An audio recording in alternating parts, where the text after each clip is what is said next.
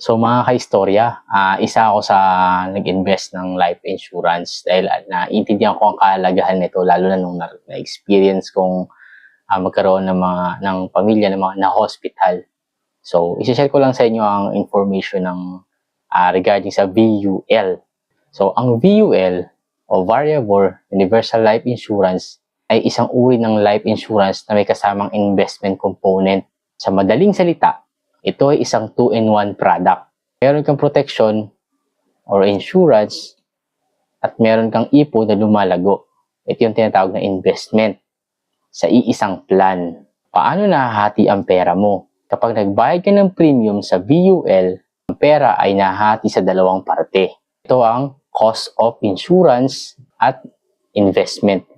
Ang cost of insurance, ito ay ang pambayad sa iyong life insurance coverage, administrative fees, at riders gaya ng critical illness o accidental death benefits. Ang investment naman, ang natitirang halaga ay ilalagay sa investment funds gaya ng stock, bonds, o money market funds na pinamamahalaan ng professional funds manager ng insurance company. Bakit naman itong tinawag na variable? Tinawag itong variable dahil ang cash value ng account mo ay hindi fixed. Depende ito sa galaw ng merkado o sa performance ng fund na pinili mo.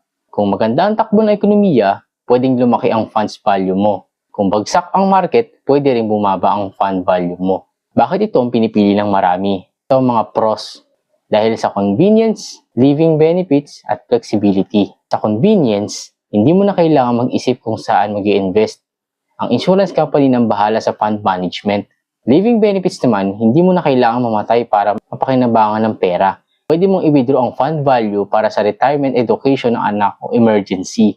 Flexibility, kadalasan pwede mong dagdagan ng bayad o top-ups para mas lumaki ang investment. O kaya ay kumuha ng premium holiday. Kung gipit ka, basta sapat ang fund value mo para bayaran ng insurance cost. Ano ang mga dapat natin bantayan?